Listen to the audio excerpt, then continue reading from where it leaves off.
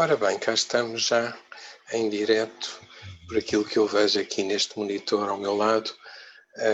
Cá estamos já neste direto, em que eu tenho mais uma vez o prazer de ter aqui o meu amigo, o meu professor, o professor Vítor da Fonseca, que nos traz mais uma vez esta aventura que é a aprendizagem, em que hoje nós vamos falar de modelos de reeducação, numa continuação aqui de uma série de abordagens já feitas sobre este ensino, sobre este aprender a aprender, sobre alunos e sobre professores, sobre pais, sobre educadores também. E Vítor, hoje o que é que nos trazes sobre estas questões de modelos de reeducação? Bom, em princípio, é algo interessante na sua exploração, em termos da face, digamos, contrária à educação, no fundo, se quisermos, este pensamento dialético, no fundo. Não é? Em princípio, a educação é suposto que a transmissão da informação seja assimilada com toda a facilidade pelo aluno e a sua performance, o seu desempenho, depois nas avaliações, nos testes, nos exames finais, serem obtidas, digamos, notas acima da média, no fundo, não é? Digamos, no sentido que é o bom aluno, no fundo, não é? Esta entidade, este conceito que vamos desenvolvendo, este é bom aluno, aquele é assim, assim, aquele é um mau aluno. Tá? Então, o conceito de reeducação, de alguma forma, está em imagem de espelho, digamos, com o conceito da educação, no fundo. Não é? De alguma forma, o fim da educação é a expansão, o enriquecimento do potencial de aprendizagem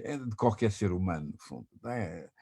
É essa dimensão, enfim, pura da educação que, no fundo, está por trás de facilidade, disponibilidade, talento para a aprendizagem. Não é? Então, quando falamos em reeducação, nós estamos exatamente a lidar com alunos, com sujeitos aprendentes, não é?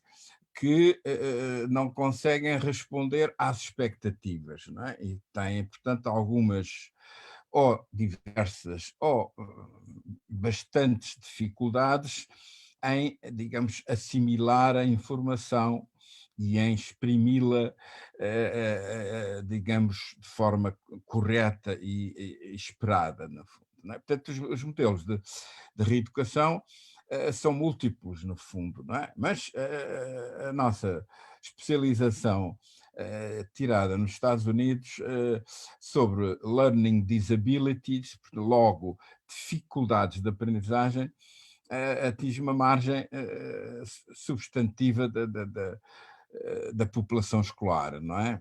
Segundo dados de norte-americanos, a população que necessita, digamos, da reeducação numa escola pública americana está por volta dos 20%, no fundo, não é? Então, haverá depois, dentro desses 20%, uma percentagem ainda mais mínima, que são os 5 a 7% daquelas crianças que, sendo inteligentes, tendo um bom meio sociofamiliar e professores que têm provas dadas e são exatamente reconhecidos como professores competentes, sem dúvida, com estas condições todas, estas crianças podem exatamente aparecer com as chamadas DIS, o dilema das DIS. As DIS, no fundo, que quer dizer dificuldade de leitura, a dislexia, dificuldade de ortografia e de escrita, a dislortografia, dificuldades da matemática, a dismatemática, outrora chamada discalculia, nas questões da coordenação de movimentos, a dispraxia, nas questões da linguagem falada, que são já do campo de idades bastante mais anteriores à própria escolaridade, enfim, séria, não é? Na chamada pré-escola, chamado jardim de infância, chamada creche, que são exatamente as dificuldades então ligadas à linguagem falada, não é? Pode haver uma disgnósia auditiva e, portanto, alguns problemas de processamento da informação auditiva nessas crianças, em termos de velocidade, identificação dos fonemas, que são os elementos mais pequenos, digamos, de som que compõem exatamente as palavras, quando estão aglomeradas num todo, é necessário que a criança consiga identificar o que dentro desse todo, da palavra, por exemplo, automóvel, estão exatamente inseridos vários fonemas, o A, o U, o T, o O, o M, o O, outra vez, o V, o E, o L. E, portanto, há muitas crianças que têm muita dificuldade em discriminar, identificar, consciencializar de que a palavra é, digamos, uma combinação de fonemas que não têm significado, portanto, não atingem as regiões de significação, mas que têm que ser ordenadas sem omissões, sem substituições, sem inversões, e tem que ter essa sequência espaço-temporal para conseguir ser compreendida, de facto, no cérebro, no fundo, não é? E isso são as dificuldades da linguagem falada, não é?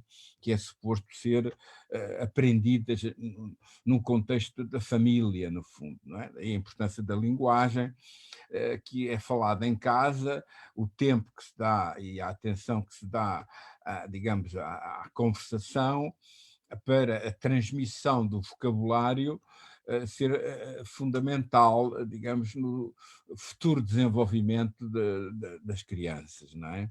Porque vários estudos de pesquisa ilustram que há crianças que entram numa pré-escola com uma diferença de milhares de palavras que uns conhecem e os outros desconhecem. E, portanto, logo nessa idade, 3, 4 anos, pode haver já diferenças e desigualdades, digamos, semânticas do vocabulário que podem comprometer muito exatamente as aprendizagens futuras, não é? Porque a evolução humana e a evolução do cérebro e logo, consequentemente, a evolução da criança, que é o pai do homem, no fundo, não é? No sentido evolutivo, tem na sua filogênese, digamos assim, na sua herança biológica e na herança social, digamos, leis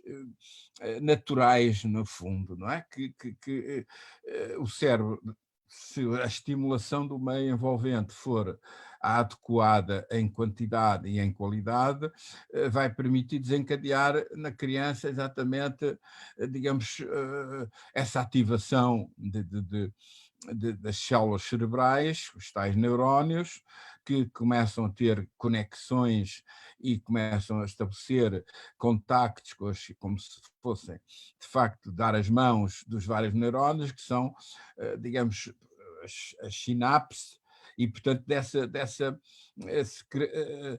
transmissão sináptica vai, digamos, como que equipando as redes no cérebro da criança como pré-aptidões para ela depois estar, digamos, em condições de lidar com aprendizagens escolares que eu chamaria complexas, não é? A leitura, a escrita, a matemática, enfim, no sentido, entre aspas, da alfabetização, evidentemente que exige do cérebro uma determinada maturação e algo tem que ocorrer antes que as crianças possam aprender a ler, não é?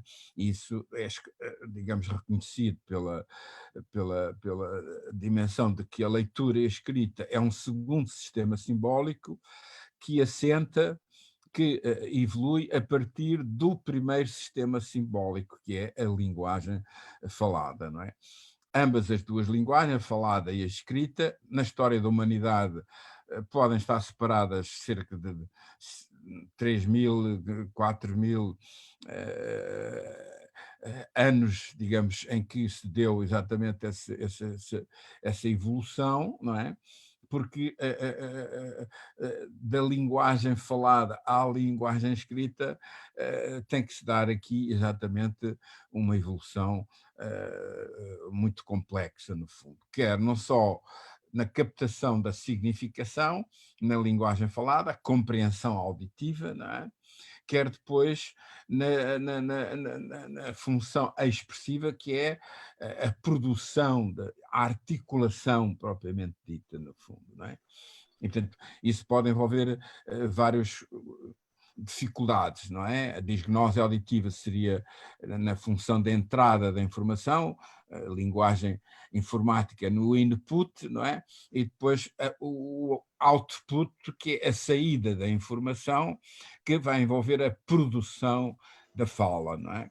Como nós estamos aqui os dois em comunicação, é evidente que vai envolver da minha parte, quando eu estou a falar, a ativação do cérebro, que trata exatamente da articulação, no teu caso, que estás mais receptivo a ouvir aquilo que eu estou a transmitir, dá-se exatamente o ciclo, digamos, contrário, da entrada da informação. E eu queria te dizer-te que quando quiseres, eu tenho aqui alguns slides, não é? Que estão preparados para ilustrar este assunto. Quando quiseres, eu irei apresentando os slides Sim, também. exatamente. Não é? De maneira que, para equacionar a questão das dificuldades, é exatamente quando algumas disfunções ou alguma imaturidade, alguma vulnerabilidade ocorre, digamos, nestas funções cognitivas, digamos, quanto à linguagem falada,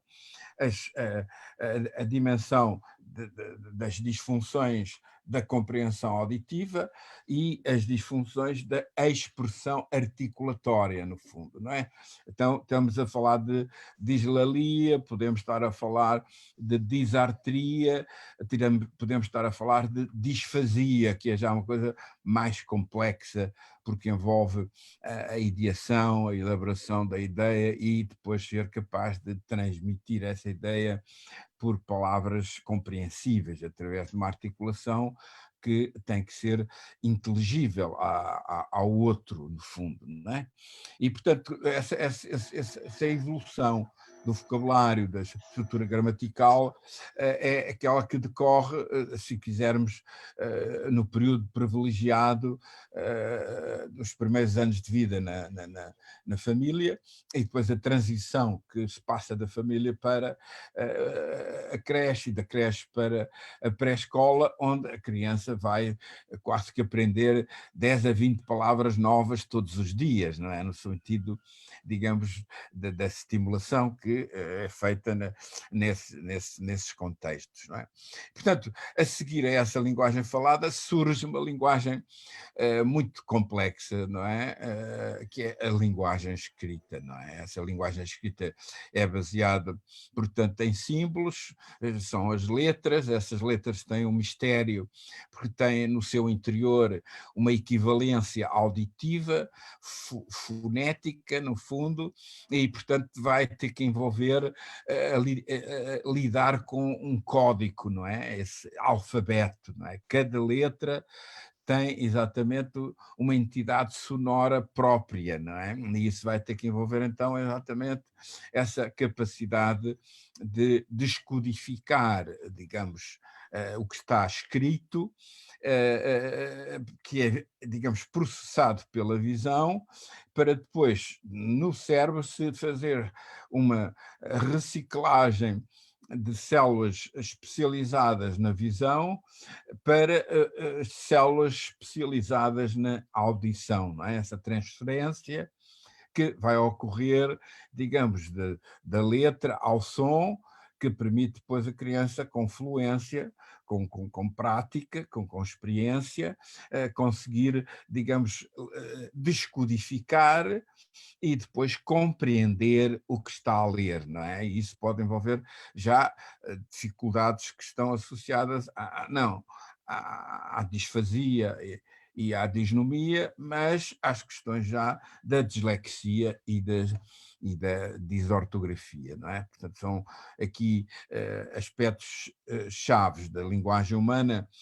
Começa por uma linguagem gestual, emocional, em que o gesto, digamos, sobrepõe-se à palavra, mas progressivamente essa palavra vai, evidentemente, substituir e transcender exatamente o gesto, não é? E, portanto, a criança vai exatamente, progressivamente, adquirir essa linguagem falada como uma pré-aptidão suficientemente desenvolvida para depois lidar com a linguagem escrita, que é o segundo sistema simbólico. Não é? Aí tem que ter uma ponte, essa ponte vai exatamente envolver o conhecimento do abecedário, se possível, por todos os três grandes sistemas operacionais para lidar com símbolos, não é? A audição, a visão e o tato, no fundo, não é? Porque o tato é um sistema muito desenvolvido e relacionado com as emoções e relacionado com as aprendizagens, digamos, do saber fazer, e que é aquilo que está na base da experiência da criança, com a arte, com as pinturas, com mexer em materiais como a plasticina, os barros, etc., etc., que vai levar a que a criança depois consiga também identificar letras só pelo tato, no fundo, né? Letras de madeira, letras pequenas, manuseáveis, letras soltas, que têm uma forma determinada que a criança também tem que saber identificar, se quisermos assim, pelo tato, não é? Tem que fazer a identificação pela visão e, naturalmente, a equivalência, digamos, com a audição, não é? Portanto, dá-se aqui uma espécie de tríade de todas as letras, as 26 letras, no fundo, que vão envolver a capacidade da criança reconhecer as letras pelas fontes sensoriais mais requisitadas propriamente na aprendizagem, não é? A visão, a audição e o tato, no fundo. Embora o tato tenha, de alguma maneira, um estatuto menos relevante, digamos assim, hoje as neurociências vêm demonstrando o papel e a importância de tornar os métodos de aprendizagem mais táteis, mais corpóreos, mais ativos, para evitar que a criança fique na situação de receptor passivo, não é? À informação que é transmitida, digamos, pelo professor. Portanto, é suposto aprender bem, que a criança tenha uma boa integração da informação sensorial, uma boa, digamos, memorização, digamos, interna, internalização da informação, e depois saiba, digamos, que rechamar, recuperar essa informação e transmiti-la pelos meios de comunicação mais conhecidos, né? No caso da fala pela boca, no caso da escrita, digamos, pela mão, no fundo, não é?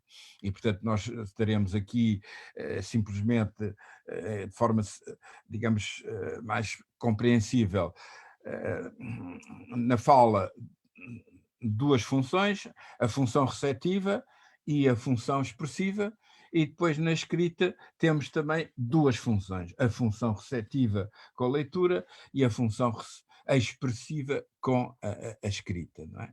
E, portanto, isso traz exatamente a hierarquia, digamos, dos processos de aprendizagem, porque sobre as leis naturais de neurodesenvolvimento não há nenhuma criança que aprenda a ler antes de falar, no fundo, não é? E, portanto, há como que uma espécie de aquisições que a criança vai ter que adquirir, umas sobre as outras, bem consolidadas, e a memória de longo termo tem que ser o suporte dessa função, para que a criança depois tenha condições de aprender, digamos, uma linguagem nova, propriamente dita, não é? Eu não sei se tens, digamos, aquele slide que nós tínhamos focado, para depois termos a noção de que, quando as crianças têm as suas dificuldades, há que ter um diagnóstico dessa visão de desenvolvimento que eu acabei de apresentar e ver se a criança tem áreas fortes ou áreas fracas nessas componentes, não é? Uma Então, vez fazendo uma avaliação dinâmica, nós começamos a ter uma visão do perfil de aprendizagem dessa criança. O que é que ela tem, digamos conquistado, o que é que ela ainda não tem adquirido, e tem exatamente uma zona de desenvolvimento que não está suficientemente aprofundada e que está, digamos, associada à dimensão de reeducação que tem que ser feita para que essa criança passe da sua hesitação, da sua vulnerabilidade, a uma função exatamente de facilidade, de fluência, de automaticidade que é necessária à aprendizagem em geral. Não é? Por isso, neste modelo, é preciso que ocorram componentes que se interligam de uma forma harmoniosa, né? Que está associado, de um lado, compreender que, para entendermos a reeducação, nós temos que ter um conhecimento do aluno, no fundo, quer dizer, o ser aprendente, e, portanto, o ser aprendente é um ser humano que tem um conjunto de habilidades e um conjunto de dificuldades, no fundo, não é? E é bom que a relação professor-aluno permita percepcionar esse conhecimento e, digamos, dominar a noção de que o aluno tem características biopsicossociais que são muito importantes a atingir. Tem experiências diferentes da outra criança, tem famílias diferentes da outra criança, tem um estilo de aprendizagem diferente da outra criança. E, portanto, provavelmente o mesmo método pode não ser aprendido por todas as crianças da mesma sala, não é? Portanto, nós estamos aqui hoje a perceber que a escola do século passado era muito centrada em métodos e em modelos homogéneos, igual para todos, não é? E o presente século está-nos hoje a chamar a atenção de que não há dois cérebros iguais e que as crianças têm personalidades distintas, experiências distintas, vocabulários distintos, compreensões auditivas distintas e, portanto, têm, digamos, um perfil que deve ser conhecido antes que a aprendizagem comece a desenvolver-se, no fundo. Não é? Isso é, digamos, a noção que o aluno é, digamos, o cliente do sistema de ensino e nós teremos que saber as necessidades do cliente para conseguirmos, de facto, depois prestar-lhe um serviço que satisfaz as necessidades propriamente do cliente, nesta linguagem económica que às vezes torna mais fácil compreender essa questão. O segundo componente é o professor ou a professora, não é? Hoje, a distribuição deve ser provavelmente uns 70% professoras e uns 30% de professores, no fundo. Não é? A importância da missão que cabe aos professores é transcendente, é uma obra, de facto, de grande importância cultural, social, antropológica, porque é o professor que vai dotar a criança de ferramentas mentais para conseguir que essa criança dependente propriamente se torne um ser autónomo, não é? E, portanto, o professor é também portador de características e de atitudes e também tem um desenvolvimento profissional, não é? Tem um conhecimento profundo, não é? Daquilo que ensina, no fundo, não é? Há aqui um paradigma neste momento que é a noção de que a função do professor é algo mais artístico, é uma arte do que é uma ciência, não é? Hoje essa visão está mais equilibrada. Há, de facto, algo que tem muito a ver com uma certa arte, uma certa vocação para ser professor, mas também tem uma base de informação hoje muito mais complexa e, portanto, é também uma ciência em termos gerais, não é? Porque o professor tem que, de alguma maneira, saber estimular a curiosidade da criança, tem que saber estimular, digamos, o prazer ativo e o desejo de aprender numa criança. E, portanto, se essa condição digamos, frustrada porque a criança apresenta dificuldades e aquilo que a professora está a ensinar não é aprendido, vai-se dar aqui uma incompatibilidade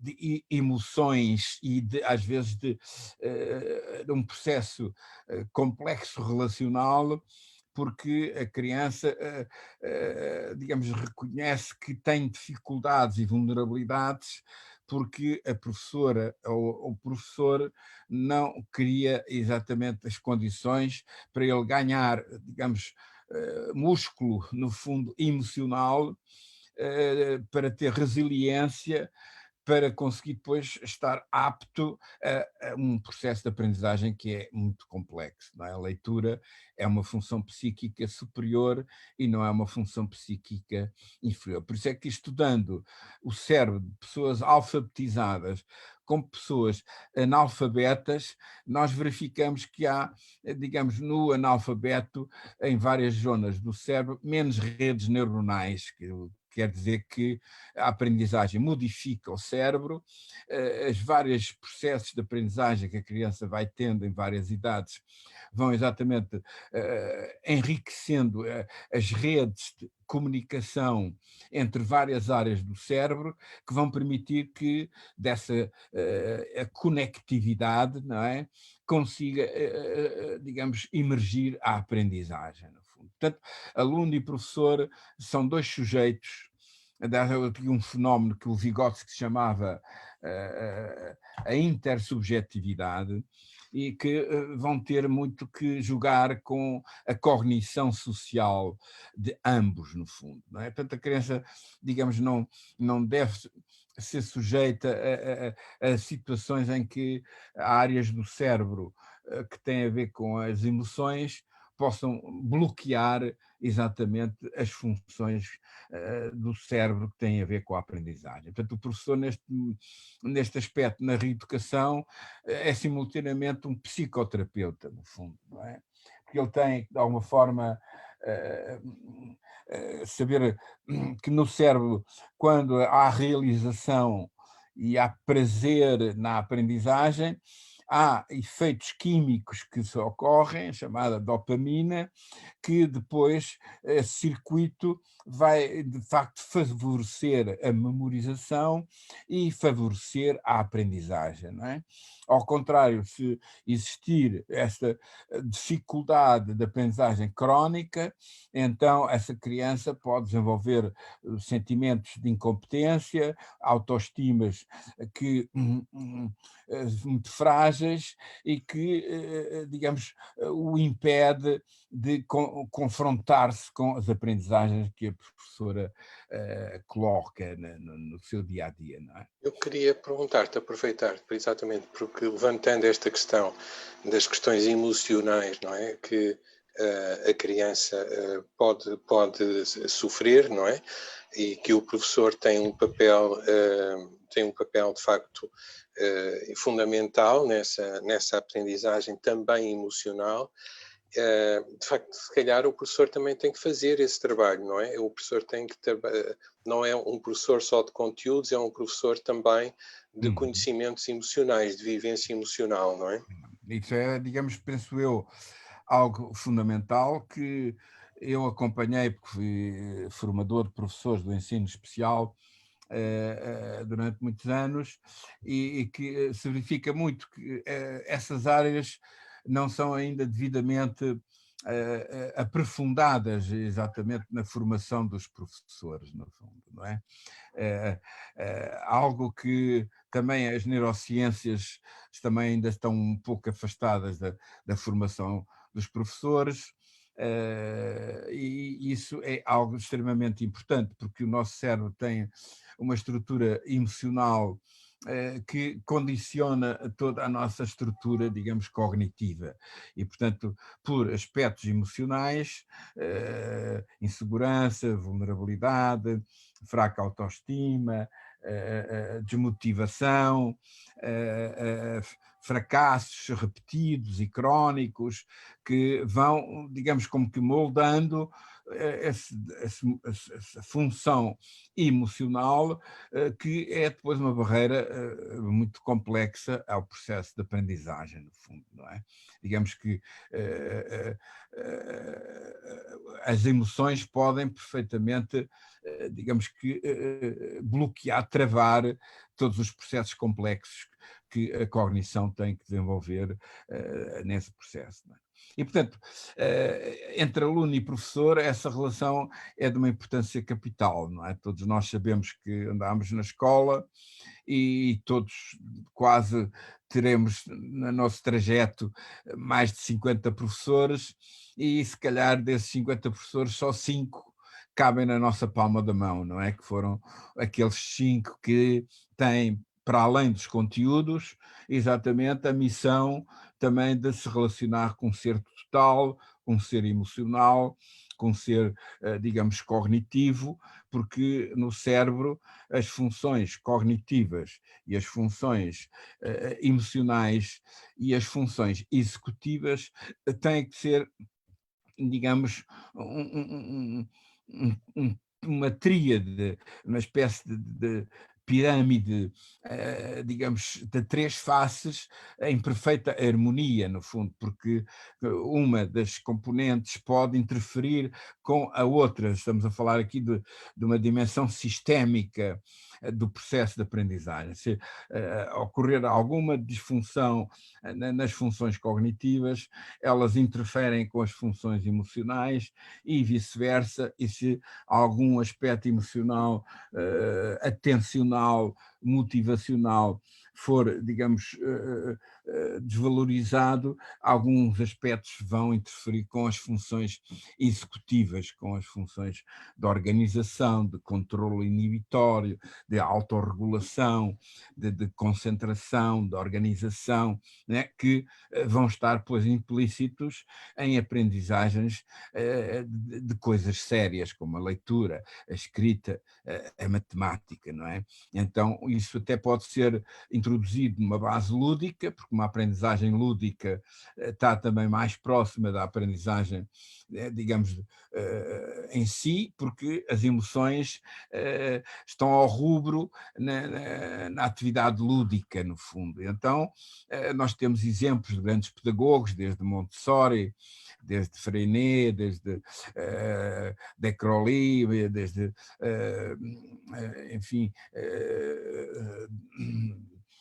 e muitos outros autores que evocam que a função das aprendizagens devem ser mais alargadas em termos lúdicos, para que de facto o cérebro esteja a funcionar como um todo e não apenas com uma função de receber informação e despejar informação. Quer dizer, o cérebro não é bem uma esponja que os professores injetam a informação para a esponja e depois a criança aperta a esponja e essa informação é, digamos, projetada na folha de papel do exame, não é? O Isso traz cérebro a da criança humanização, não é? são outras coisas, não é? Traz a humanização, traz uma questão da humanização do ensino e Sim. não da mecanização do ensino, não é? Evidentemente que esse termo caro, humanização, é algo que provavelmente terá muito a ver com a nossa história, não é? Porque no tempo em que não havia escolas, as escolas conhecidas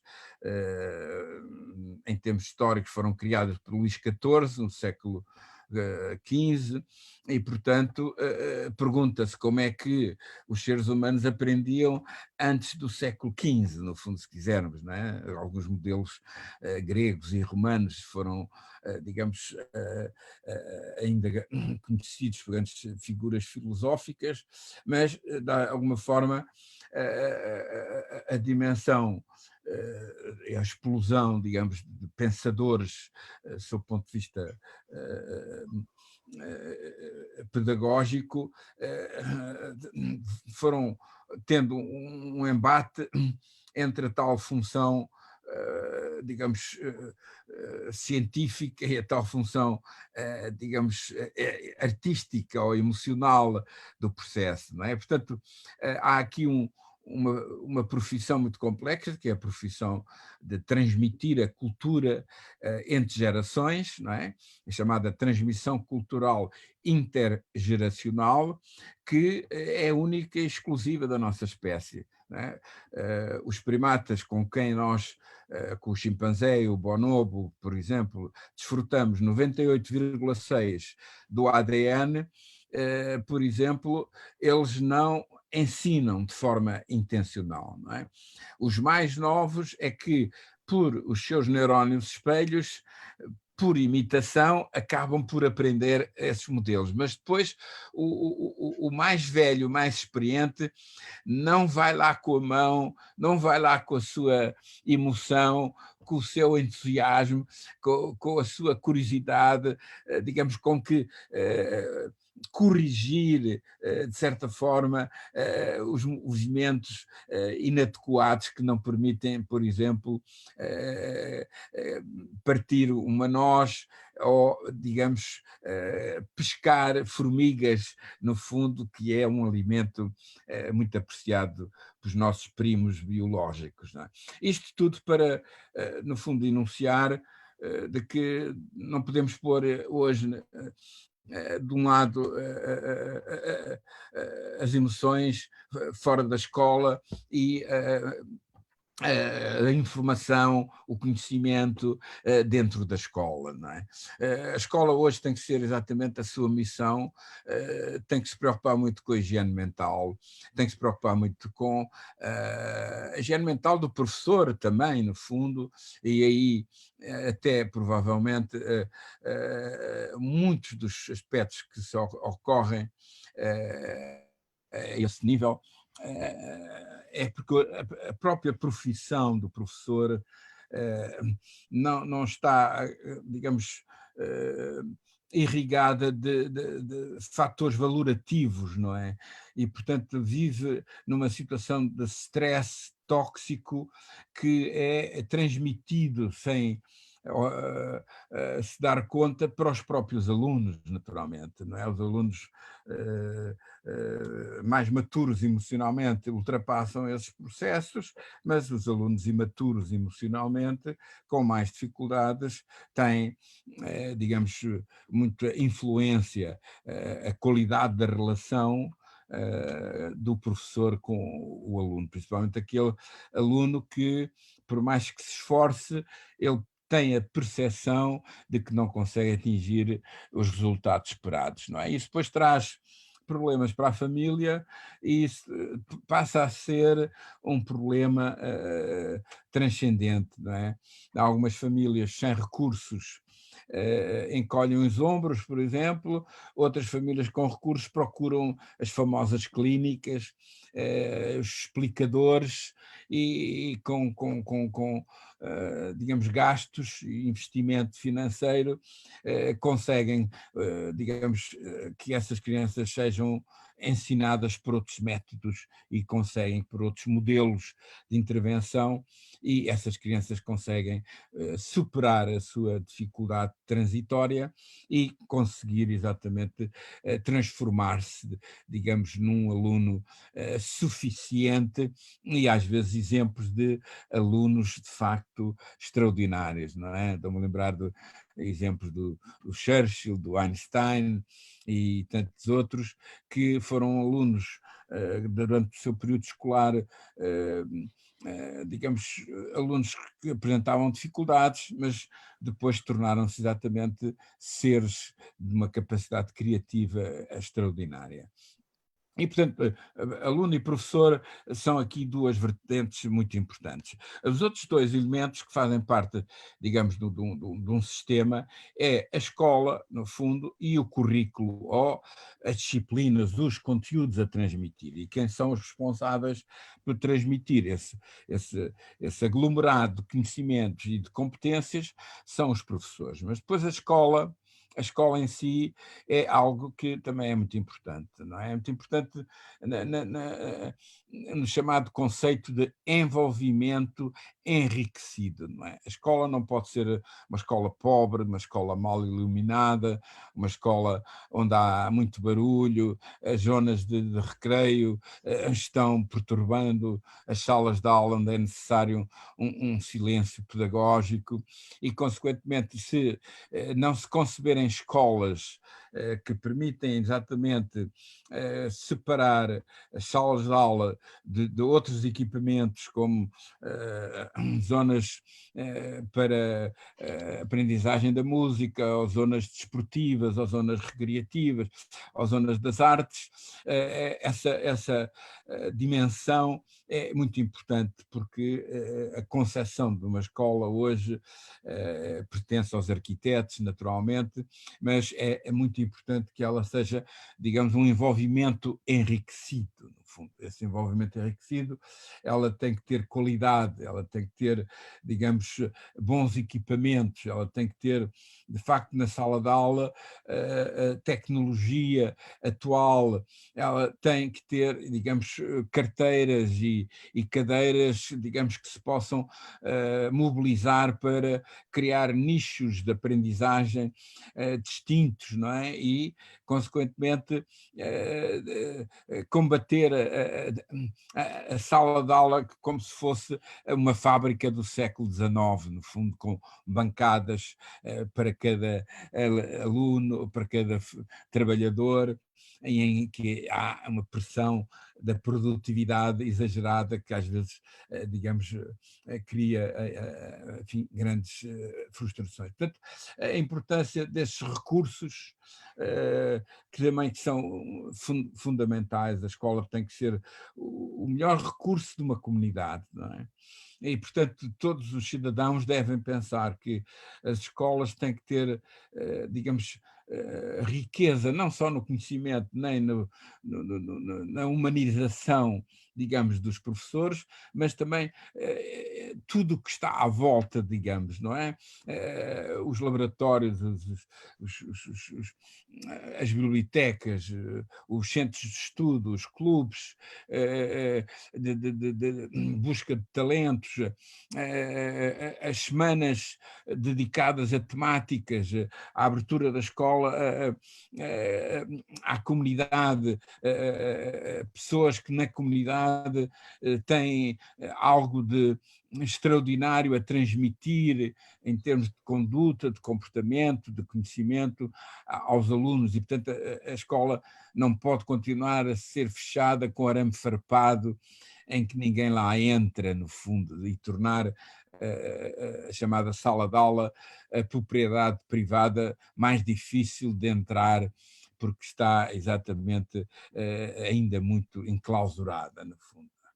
A questão da organização do conhecimento, que é o currículo, é também algo extremamente complexo, não é? Os seus conteúdos, como é que eles são organizados, a hierarquia dos conteúdos, como é que eles se interligam, a interação deles, porque é que nosso país ainda tem muitas disciplinas, quando podia reduzir as disciplinas e manter uma maior cooperação interdisciplinar e a criança aprender e o jovem, adolescente aprender que o conhecimento é uno e que tem que integrar exatamente várias disciplinas e não apenas a disciplina do português ou a disciplina da matemática, a qual se dá muita importância, só que parecendo ver que a inteligência da criança são só verbal, a inteligência verbal e a inteligência, digamos, matemática. Não, a criança tem uma inteligência espacial e artística, tem uma inteligência corporal e kinestésica, tem uma inteligência naturalista, tem uma inteligência existencialista, tem uma inteligência intrapessoal, que é a sua autorregulação e o estudo do seu autocontrole, da sua auto-organização, e depois o elemento fundamental de socialização, que é a sua inteligência intersocial, não é? E, portanto, é uma escola que tem que ser virada para as múltiplas inteligências da criança e os múltiplos talentos dos adolescentes, e é nesse sentido que a relação entre aluno, professores, escola e currículo tem que ser algo harmonizado, não é? Como se fossem um quarteto que tem instrumentos musicais distintos, mas que tocam uma melodia, que tocam uma sinfonia, no fundo, não é?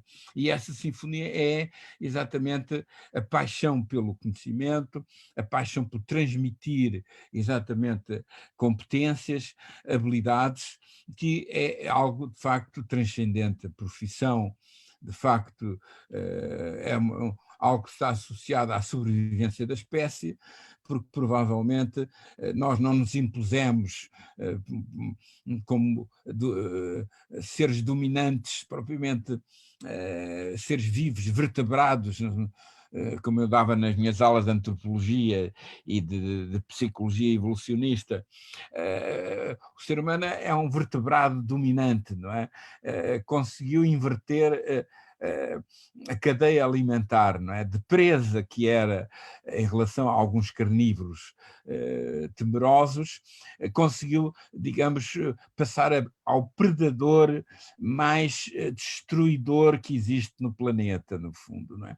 E essa transformação de presa em predador, de facto, torna-o um ser que tem que ter uma autoconsciencialização da vida social e da importância, digamos, da vivência, da sociabilização que tem que ocorrer na escola a partir de experiências que produzem na criança essa curiosidade, esse desejo de aprender, esse prazer ativo exatamente da aprendizagem e que, no fundo, traz, digamos, o reforço do sistema de recompensas que funciona no nosso cérebro há séculos, no fundo, não é? E, portanto, esse sistema de recompensas é algo que tem a ver com o grão a grão, enche a galinha o papo, a criança tem que, de sucesso em sucesso, tem que ganhar exatamente essas competências. E, portanto, a reeducação tem que ter muito cuidado exatamente em ver não apenas o conteúdo, o currículo, mas, no fundo, conseguir harmonizar aquilo que a criança tem com conhecimento anterior, com o novo conhecimento que está no currículo, e depois partir a complexidade desse conhecimento em unidades de compreensão mais simples, para depois a criança agregar com redes, com organigramas, com elementos digamos, componenciais que permita, digamos, ascender ao conhecimento, que é exatamente o resultado dessa integração, digamos, coerente de várias fontes de informação, no fundo, não é? Agora, é evidente que isso terá muito a ver com o problema das dificuldades de aprendizagem, de que algumas são específicas, outras não são tão específicas, são generalizáveis, outras não é porque a criança ou o jovem adolescente tem, digamos, déficits cognitivos, mas pode haver aqui problemas de ordem comportamental que têm que ser primeiro trabalhados para que, em termos de humanização, como tu colocaste, seja possível uma escola que respeita a diferença da aprendizagem, que respeita a individualização da aprendizagem, que respeita as preferências, digamos, da aprendizagem, porque cada criança é, de facto, um ser distinto, um ser único, um ser total, né? E um ser evolutivo, no fundo. Não é? Se nós perguntarmos a muita gente que teve sucesso na vida, essas pessoas são capazes de dizer que na sua experiência escolar eram reconhecidos como as crianças menos criativas, não é? E depois, em termos adultos, tornaram-se exatamente seres altamente significativos na sociedade. E, portanto, tudo isso está muito associado a essa visão em que na reeducação tem que haver ainda mais cuidado, e esse cuidado terá muito a ver com a relação professor-aluno. Provavelmente alguns dos casos com dificuldades têm que ser trabalhados individualmente, no fundo, não é? Ou naquilo que se pode hoje denominar também o microensino, não é?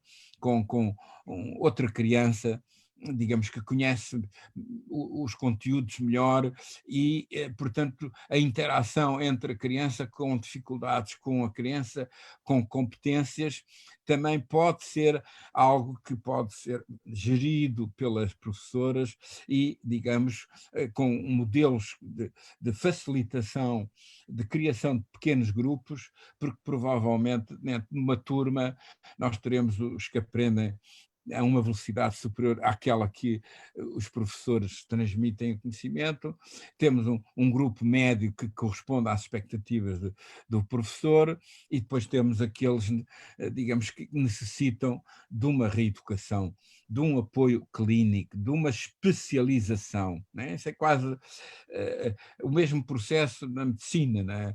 A medicina durante séculos foi uma arte, mas com Fleming, que descobriu a penicilina, tornou-se perfeitamente uma ciência. Não é? Há,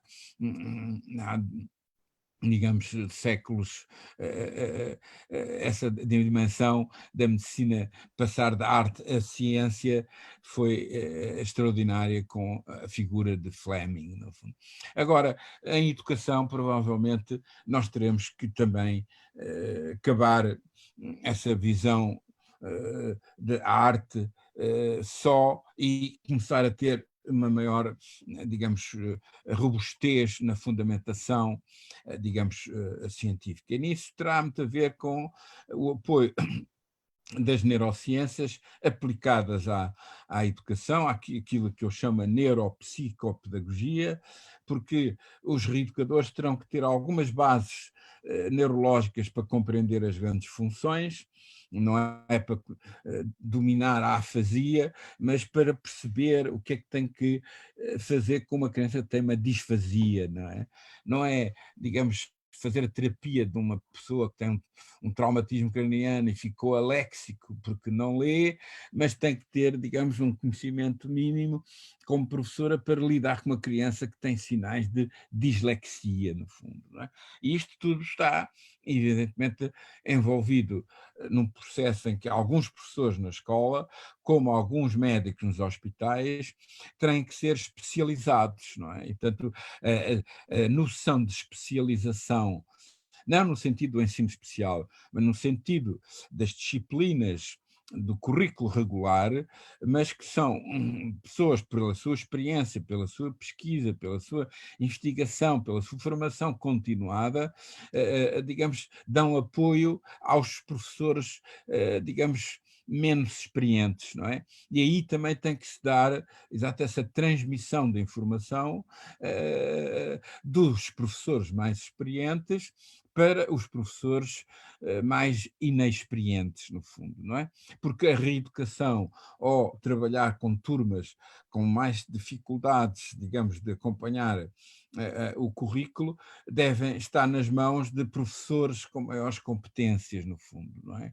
Com maior grau de pedagogias de alternativa, que, no fundo, possam evitar esse stress permanente e tóxico das aulas, porque essas crianças depois não aguentam na adolescência um fracasso constante e permanente e acabam por abandonar propriamente a escola, não é?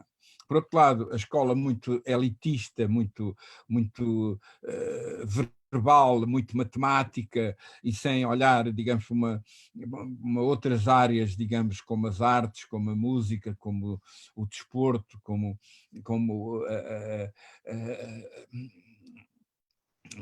a dinâmica social, a animação social, a escola tem, de alguma maneira, que ser mais aberta propriamente a essas áreas, não é? Porque o cérebro necessita de ação, o cérebro necessita de repouso, o cérebro necessita de dormir, o cérebro necessita de ser bem alimentado, o cérebro necessita de bons ambientes arejados, não suporta grandes graus de atenção com temperaturas muito elevadas e tal, porque as experiências feitas em laboratórios neurocientíficos ilustram que com essas condições não há um ambiente enriquecido para que a aprendizagem se torne mais eficaz e se torne, digamos, Isso mais traz-nos vários problemas, emocional. não é? Mas isso traz-nos aqui uma série de questões interessantes que têm a ver, claro, com as limitações que os professores podem sentir, com as condições que lhes são dadas, não é? Claro, claro, claro, claro. E com as bases que tiveram, não é, destes conhecimentos, também as condições da própria escola, as condições Uhum, uhum, físicas, as condições relacionais entre os uhum. professores e entre as pessoas, que são limitações que, digamos, podemos só, às vezes, ultrapassar ou reduzir, suavizar pela criatividade, não é? Porque Uhum, às uhum, vezes são-nos dados parâmetros como profissionais ou do ensino, ou como psicólogos, ou como em qualquer área de intervenção, são-nos dados limites.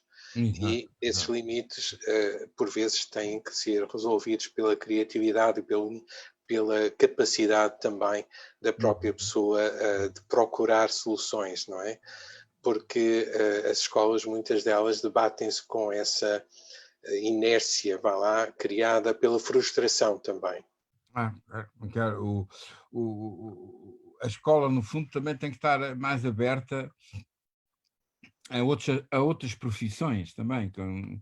Eh, É hoje necessário a importância do papel do psicólogo na escola, no fundo, também, não é? Porque a cooperação entre o psicólogo e o professor pode ser de uma vantagem assustadora em relação à harmonia de todos estes componentes que estávamos a falar aqui, o atendimento a alunos com características distintas, a facilitação de modelos de relação na formação dos professores, eh, a possibilidade de o psicólogo especializado em saber, digamos, dominar o currículo e conseguir, digamos, criatividade, exatamente, de como expor e trabalhar e transformar o conhecimento que faz parte do programa, que tem os seus limites, como tu dizes, não é? O programa tem que ter dado em X horas, durante X meses, às vezes o programa é muito exagerado e, portanto, o conhecimento que a criança tem é muito superficial, porque não tem condições de aprofundar propriamente, porque o tempo urge e o tempo não é suficiente, e alguns modelos em países como a Finlândia, os Estados Unidos, Israel, etc., conseguem mudanças, digamos, nestas 4 variáveis, alterar a missão da escola, alterar a filosofia da escola. A escola não é uma instituição onde não há emoções, não há prazer, não há alegria, onde não há curiosidade, onde não há, digamos, o prazer de conviver face ao conhecimento, não é? Provavelmente exatamente por uma visão muito pouco criativa da educação. Mas hoje, com o século XXI, o século, de certa maneira, do conhecimento, das novas tecnologias, a escola vai ter que mudar, no fundo, não é? A gente vê coisas interessantes, há grandes mudanças que se deram no telefone, por exemplo, que era há 50 anos um telefone, que é hoje um smartphone, não é? As grandes mudanças que se deram nos automóveis, antigamente com uma mecânica muito modesta, e hoje os automóveis já movidos a eletricidade. Né? Se a gente for à sala de aula de há 50 anos, ela tem a mesma, o mesmo espaço e o mesmo envolvimento que tem hoje uma sala de aula atual, não é? E essa visão está muito associada a que a escola e a educação em geral olha para a criatividade e para a novidade com alguma resistência, no fundo. Isto é uma razão histórica, não é? Porque os métodos que dão resultado têm tendência a ser repetidos, não é? Porque se dão bons resultados, o professor tem uma segurança nesse método e continua sempre com esse método a atingir os resultados esperados. Não é? Mas tem uma outra contradição, é que se são repetidos, a certa altura acaba por haver uma resistência à inovação. E então, se há uma resistência à inovação, então os métodos continuam a ser exatamente os mesmos, no fundo. E isto pode ser muito complexo porque as crianças chegam hoje à escola com uma experiência social distinta, com um enquadramento familiar distinto, com, digamos, um outro pré-requisitos, não é? Que, de certa forma, digamos, tem que fazer da escola também uma instituição de mudança, uma organização que se centra na aprendizagem, se centra na melhoria da aprendizagem de qualquer ser humano, qualquer que ele seja, não é? Uns podem ir muito longe, outros podem ir menos longe, mas a missão da escola é exatamente não chumbar, não estigmatizar o indivíduo, não desqualificar para a vida o indivíduo, mas encontrar sempre condições de o integrar na escola, em que alguns interesses desse indivíduo ou desses indivíduos são satisfeitos, algumas motivações intrínsecas desses jovens são satisfeitos e não apenas o peso, digamos, e o stress do currículo, não é? Como uma espécie de entidade de superior que é às vezes estranha para os próprios professores transmitirem e naturalmente muito difícil para os alunos aprenderem, no fundo, não é? A outra dimensão que está em jogo aqui no fundo, como é que nós conseguimos ver os vários modelos Sim, da porque há vários modelos. reeducação, não é? Há Os vários vários modelos. modelos que nós queríamos falar, pelo menos para encerrar aqui. Há vários modelos que podem ser integrados na escola pública, no fundo, não é? Tem que haver uma grande flexibilidade, provavelmente, e a escola ser também uma instituição que se adapta à mudança, não é? E que se adapta à inovação e que se adapta, no fundo, à flexibilização de todas essas relações variáveis, aluno, professor, escola, recursos, equipamentos, currículos, conhecimento, e, portanto, ter uma visão, digamos, sistémica, dinâmica desse paradigma, no fundo, do que é a educação hoje, não é? Não há educação sem docência, não há educação sem discência, como dizia o grande pedagogo brasileiro Paulo Freire, mas também não há, digamos, ensino se não houver um currículo, um conjunto de conhecimentos, um conjunto de competências que têm que ser habilidosamente transmitidas em limites de espaço e tempo, às vezes que são exagerados para as crianças e também são exagerados para os adultos, não é? Eu acho que o grande problema também é que as crianças não têm automaticidade e não lhes é dado, digamos, tempo para terem treino em algumas disciplinas, principalmente a matemática e o português. O currículo corre muito depressa, quando devia ser qualquer coisa que devia, muitas vezes, desenvolver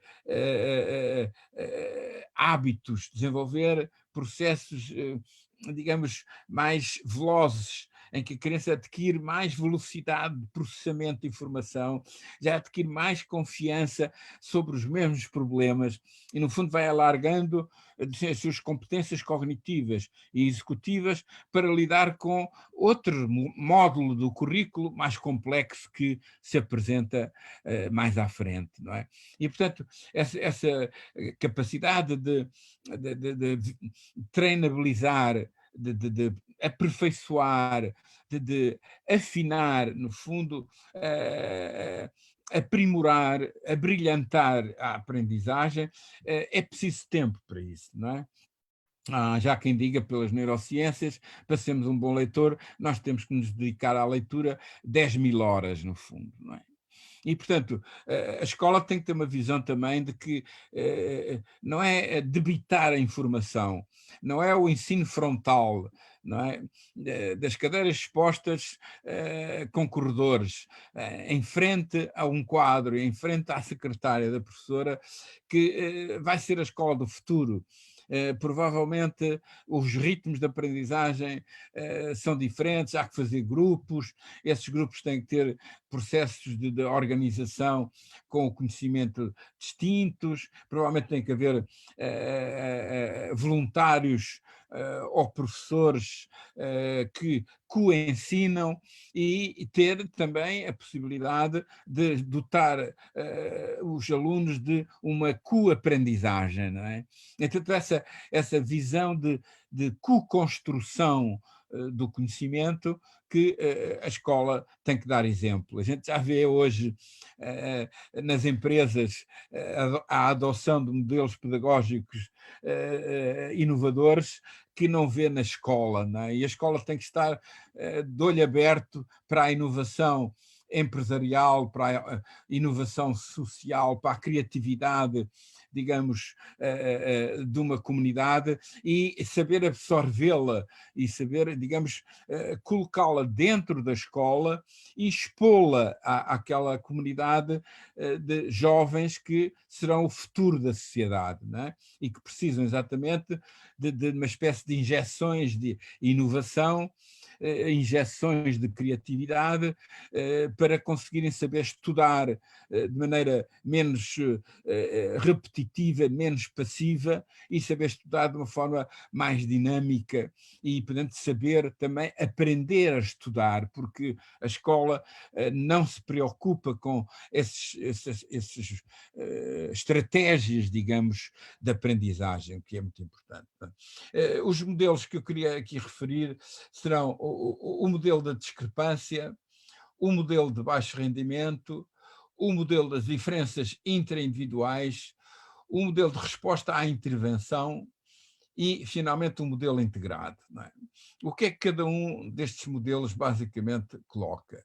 O modelo de discrepância, no fundo, é a discrepância que aparece entre a inteligência do aluno, né, uma inteligência média superior, e o rendimento escolar aparece discrepante, que é abaixo da média e, digamos, inferior à média. Digamos que o grande instrumento do psicólogo, que é o quociente intelectual, não é suficiente para percepcionar porque é que indivíduos com inteligência média ou superior têm depois dificuldades de leitura ou dificuldades matemáticas, no fundo. Não é? Isso tem muito a ver com déficits muito específicos que devem envolver exatamente nestas 3 áreas que eu falava há pouco: a leitura, a escrita e a matemática, especialistas dentro da própria escola regular, ou pelo menos em agrupamentos regulares. Não é? Para que depois esses especialistas, com boas práticas e com boas estratégias, possam também transmitir novos modelos, inovações e estratégias aos professores que não encontram, digamos, condições de intervenção com alunos que oferecem dificuldades na aprendizagem. O modelo de baixo rendimento considera outros fatores, não é? Considera que o baixo rendimento também pode ser por causa de uma dificuldade de ensino. Há a dificuldade de aprendizagem e há a dificuldade da ensinagem, aquilo que eu chamo a dispedagogia, no fundo. Não é? Então, essa dispedagogia pode começar por uma espécie também de desumanização do ensino, em que o professor só está preocupado em atingir objetivos, só está preocupado em transmitir os conteúdos e não está, digamos, atento à forma particular e única e intra-individual de cada aluno processar a informação que ela transmite, não é? Dificuldades emocionais, que essas crianças têm que ser primeiro trabalhadas nessas dificuldades emocionais, de encorajamento, de estimular a curiosidade, de dar a sensibilidade à criança, de resolução do problema e, portanto, fazer gerar prazer, digamos, ativo na aprendizagem, para depois nascer e emergir o desejo de aprender, a busca da aprendizagem e de soluções novas, não é? Isto, no fundo, é quase como uma relação maternal, não é? O bebé, quando nasce, nasce com imperícia total, não sabe lavar, não sabe comer, não sabe vestir. A mãe faz tudo, no fundo, não é? Mas depois, um ano depois, a criança já consegue, digamos, pôr ou descalçar-se, tirar as meias, mas tem alguma dificuldade em habituar-se. Mas a ajuda mútua entre o experiente e o inexperiente vai-se dando numa transformação extraordinária. A criança faz 10%, a mãe faz 90%, depois a criança já faz 20%, a mãe faz 80%, até que há um momento em que a criança já faz quase tudo, 50%, 60%, a mãe só faz 40%, até que no final a criança torna-se perita, autónoma, porque já faz 100% da competência, do skill, não é? Sem a ajuda de um ser experiente, não é? Essa é, digamos, o êxito da evolução da espécie, né? Proteção das crias, ensinar as crias a ter autonomia, no fundo, não é? Mas essa autonomia não se ganha num dia, não se ganha num mês, não se ganha num ano. É uma coisa que envolve exatamente uma dedicação, digamos, prolongada, não é? Isso terá muito a ver com essa dimensão de ir aumentando o rendimento da criança, chamada microgenética. A evolução não é macro a evolução digamos, de pequenos passos. E às vezes um pequeno passo pode estar a bloquear outros passos que estão na frente, não é? E como se fosse um barco que encalhou numa rocha e depois não pode mais, digamos, flutuar e fazer o seu caminho. Portanto, é nessa perspectiva que o modelo de baixo rendimento, digamos, tem muito a ver com problemáticas emocionais que são muito importantes de tratar. O modelo de diferenças intraindividuais é aquele modelo que eu falava há pouco, de cada criança é um ser único, não é? E, portanto, sublinha o perfil de imaturidade que a criança tem. Então, onde é que a criança tem imaturidades? Vamos lá ver. Imaturidades nas funções cognitivas, que têm basicamente três grandes componentes. Um dia devemos falar só desta cognição, não é?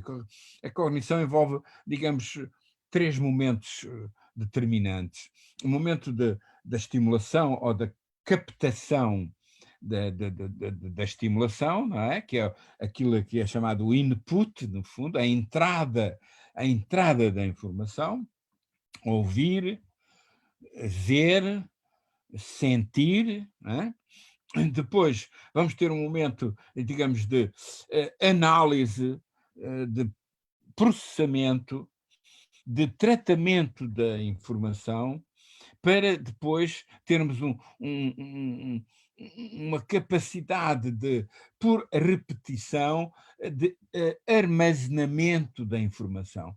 E aqui já vai envolver um processo interno. O cérebro, digamos, capta, mas depois organiza a informação, aglomera a informação e dá-lhe, digamos, uma categorização em termos de retenção da informação. Memória visual, memória auditiva, memória episódica, tátil, sinestésica, memória semântica, memória implícita, memória explícita, essas dimensões que já tínhamos falado na outra conversa. E depois tem que ter a terceira componente, que é a planificação do que se vai transmitir, a tal ideação, e depois da planificação, digamos, ter um controle da execução. Como é que eu vou agora exatamente do pensamento à ação? O que é que eu vou falar? O que é que eu vou apresentar verbalmente? O que é que eu vou escrever? Como é que eu vou resolver exatamente o problema, né? E isto depois tem feedbacks. Se eu resolvi, então eu tenho um feedback positivo. Quer dizer que o circuito agora foi reforçado, a dopamina foi disparada e, afinal, a aprendizagem não é nenhum monstro, não há que ter medo e eu consegui realizar este processo, no fundo, não é? Isso eu repito. Este processo eu vou aperfeiçoando e eu vou aprofundando e eu vou tendo cada vez mais, digamos, velocidade e precisão e vou tendo cada vez mais prazer exatamente pelo resultado da minha aprendizagem. Então, o circuito das recompensas vai, evidentemente, preparar os sistemas superiores para lidarem com resiliência, com mais esforço, com mais motivação, com outros problemas que vêm adiante, não é? Porque o conhecimento é hierarquizado e nós temos que conhecer uns conteúdos antes de outros, no fundo, não é? Por isso é que nós temos que ter uma linguagem falada muito sólida, muito bem sustentada, para depois termos capacidades de leitura, capacidades de escrita, não é? E, portanto, isso terá muito a ver com a dimensão dessas diferenças intraindividuais, não é? O aluno revela áreas fortes e áreas fracas e, portanto, eu nunca devo começar uma reeducação pelas áreas fracas, onde a criança vai imediatamente disparar mecanismos emocionais de resistência, de oposição, provavelmente de indisciplina, provavelmente de rejeição, porque há um mecanismo no nosso cérebro, que é a amígdala, que, digamos, funciona muito se há uma ameaça, isto eu não sei fazer, isto eu nunca aprendi, isto é para eu, digamos, ter insucesso e fracasso, e, portanto, o cérebro defende-se, digamos, sentindo a tarefa escolar como uma ameaça, no fundo, não é? Por isso é que o professor tem que ter um cuidado muito especial de apresentar tarefas a essas crianças que têm características especiais em termos emocionais, que são desafios ao nível exatamente do que a criança pode, digamos, render, não é? Nós nunca devemos avançar em conteúdos mais complexos se a criança não tem 80% de proficiência nos conteúdos mais simples, não é? Não é, digamos, Se de alguma avançar maneira, nos conteúdos complexos com uma velocidade tão grande e a criança não tem ainda 20% do domínio dos, digamos, conteúdos que lhe dão suporte a esses conteúdos mais complexos que vão isso de aprender. alguma maneira, Vítor, não é? Traz-nos a questão de uma certa organização em tudo isto, não é? E hoje já vamos Exatamente. avançados aqui na hora, mas eu estava aqui a ver um outro slide que tu tens, que me parece que traz aqui uma questão que é importante e que poderemos, se calhar, abordar numa forma mais aprofundada Uhum, numa próxima vez, que é, eu estou aqui à procura, uhum. que é esta ideia, este conceito interessante e bem valioso, que é instrução ou reeducação. Porque nos põe aqui esta questão, se trabalharmos melhor logo à partida, não é? A intervenção junto das crianças, escusamos mais tarde fazer reeducação, não é? Escusamos de ter este gasto excessivo Exatamente, de exatamente. uma reeducação e que pode, digamos, em termos de bem-estar, crescimento, prazer pessoal, prazer dos alunos, prazer dos professores, Claro. melhorar aqui todo um processo. Mas pronto, eu propunha-te e Exatamente. A tal prevenção, não é? Que vale mais do que muita terapia, não é? claro, E normalmente é mais barata a prevenção, não é? E um país que tem fracos recursos, como o nosso, em termos de facto de conceito e de financiamento do sistema de ensino, é evidente que a prevenção tem que ser exatamente mais trabalhada, não é? E isso é muito importante, porque é tal instrução eficiente que depende dos 4 componentes que eu falava: o aluno, o professor, a escola e o currículo. Quer dizer, o sucesso escolar, quando se fala, não é o sucesso da criança.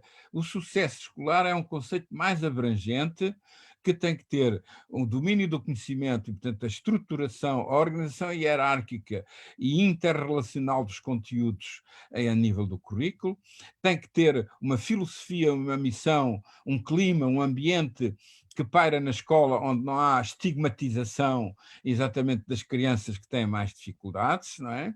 E, portanto, é uma escola virada para a aprendizagem, qualquer que ela seja, e, portanto, centrada na promoção, no enriquecimento do potencial de aprendizagem de qualquer dos alunos, porque todos merecem ser respeitados nos seus ritmos, nas suas características intra-individuais próprias deles, não é? E não iguais às dos outros, não é? Essas são características interindividuais, outra dimensão, e depois a especialização dos professores, naturalmente, que têm já formas particulares aprendidas ao longo de muitos anos de fazer, digamos, a escada, digamos, da complexidade de forma bastante mais emocionalmente securizante, não é? Então, isso envolve que se domine bem o currículo, que se consiga perceber como é que esse currículo se parte em unidades digamos, curriculares, como é que essas unidades curriculares têm graus de dificuldade que se podem organizar, digamos, do mais fácil para o mais difícil. Essa dimensão é extremamente importante, como se fosse uma pirâmide, no fundo, porque o mais fácil é a base da pirâmide, vai demorar mais tempo, mas se investirmos bem nessas competências básicas, é evidente que depois a pirâmide vai estreitando e podemos então aumentar a velocidade da aprendizagem, não é? Porque a essência do ensino tradicional é transferir conhecimento, currículo, para os alunos, consequentemente não está vocacionado para remover, recompensar, contornar, superar os déficits ou as dificuldades da criança. Isso tem que ser professores, digamos, que se especializam também em explicadores, no fundo, que há também professores, só que é pena que os explicadores depois estejam fora da escola e não estejam dentro da escola com essas novas estratégias e com essa inovação para dar logo aos professores com menos experiência a capacidade desses instrumentos para a superação e o contornar exatamente as dificuldades ser mais fácil, no fundo. Não é? Vamos. O currículo não pode ter a linha mais curta entre dois pontos, não pode ser uma coisa de uma linha reta. O currículo tem que ser, digamos, visto como uma resolução de um problema que envolve estratégias, digamos, que não são frontais, são estratégias de flexibilidade. Não é? Então vamos Portanto, aprofundar isso. a instrução é o que acontece na escola, ou melhor, na sala de aula. Neste contexto, os professores ensinam formalmente as crianças com o mesmo método. Então, a grande diferença da reeducação é que ela tem que lançar mão a outros métodos, não é? Então, a Vitor, eu instrução ia-te tem que propor. ter pelo menos esses 4 componentes muito bem trabalhados. Um melhor aprofundamento do aluno, um melhor enriquecimento do desenvolvimento profissional, científico e criativo do professor, uma alteração do espaço e do tempo e do envolvimento da escola e, no fundo, um ataque ao conhecimento com estratégias de simplificação, de acessibilidade, que devem envolver uma melhor árvore de conhecimento e um melhor encadeamento de uns conteúdos nos outros, para que isso possa ocorrer a esse nível. Então, vamos avançar com isso numa próxima sessão. Eu acho que estamos já estamos aqui avançados no nosso tempo, mas de facto esta questão de base é importante porque, no fundo, toda a nossa vida vai depender das nossas estruturas de base, não é? E, portanto, vamos aqui continuando a avançar e a desvendar este caminho de aprendizagem humana nas suas múltiplas facetas numa próxima emissão. Se assim estiveres de acordo, eu espero que sim. Podemos, no fundo, se calhar falar dos princípios da reeducação e falar, por exemplo, de uma pirâmide da aprendizagem, não é? Que a gente teria que provavelmente passar em revisão autores famosos como o Dewey, o Brunner, o Vygotsky, o Piaget, o Sperry, etc., para, no fundo, dar a noção de como é que nós podemos contornar, de facto, as dificuldades. Quer dizer, será tem que ter uma visão otimista e não uma visão pessimista, digamos, das crianças que têm dificuldades de aprendizagem, no fundo. Será um bocadinho esta pirâmide, não é? É uma delas, É exatamente. uma delas, que iremos aprofundar. Isto é só para deixar às pessoas um pouco, digamos, este suspense, vá lá, nesta caminhada, nesta aventura, que é a aventura do conhecimento. E eu quero agradecer-te por estares aqui, mais uma vez, nesta aventura que começámos por um contacto aqui, uma emissões em que tiveste só a possibilidade de entrar pelo telefone, e que agora é possível termos-te aqui também, como costumamos dizer, ao vivo e a cores, não é? Para nos falarmos e em conversa percorrermos esta aventura que é a aprendizagem. Pronto, eu agradeço-te. Um abraço de grande agradecimento meu e penso que um abraço de agradecimento das pessoas. Um abraço forte, a Estão a reciprocidade ver-nos e têm-nos visto. fundamental, não é? Que tem que existir entre o professor e o aluno também, não é?